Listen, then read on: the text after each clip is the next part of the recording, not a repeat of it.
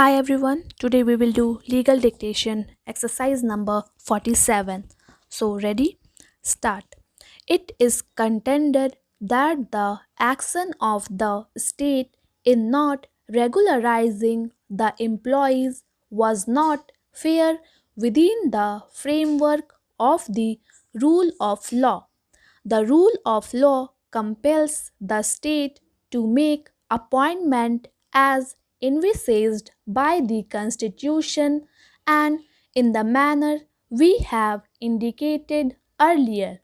In most of these cases, no doubt the employee had worked for some length of time, but this has also been brought about by the pendency of proceeding in tribunal and court initiated at the instance of the employees. Moreover, accepting an argument of this nature would mean that the state would be permitted to perpetuate an illegality in the matter of public employment, and that would be negation of the constitutional scheme adopted by us.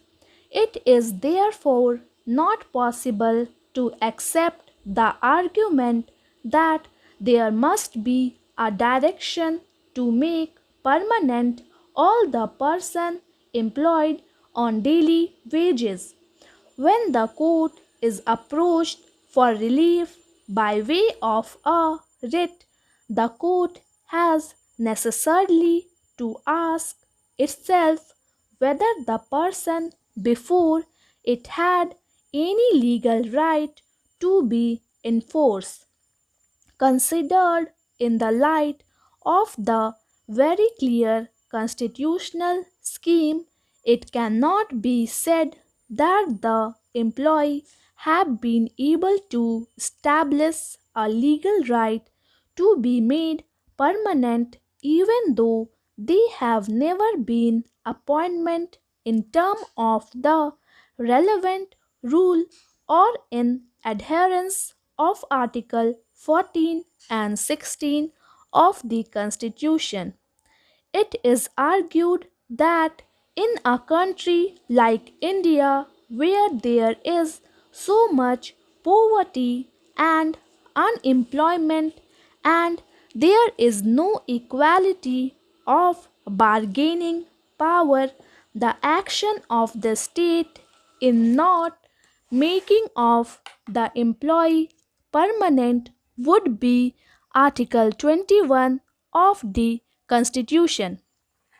But the argument indicates that there are so many employment and an equal opportunity for competing for employment, and it is in that context that the Constitution, as one of its basic features, has Article 14, 16, and 309 so as to ensure the public employment is given only in a fair and suitable manner by giving all those who are qualified an opportunity to seek employment. In upholding the right under Article 21 of the Constitution of India, a set of persons cannot be referred over a vast majority of the people waiting for the opportunity to compete for state employment. The acceptance of the argument on behalf of the respondent would really negate the right of the other confirmed by Article 21 of the Constitution, assuming that we are in a position to hold that the right of the employment is also a right coming within the purview of the Article 21 of the Constitution. The argument that the Article 23 of the Constitution is reached because of the employment on daily wages amount to forced labor cannot be accepted.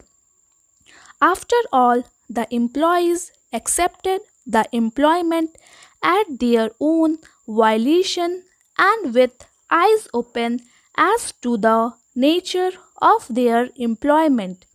The government also revised the minimum wages payable from time to time in the light of all relevant circumstances. Thank you. Please subscribe my channel Steno Star.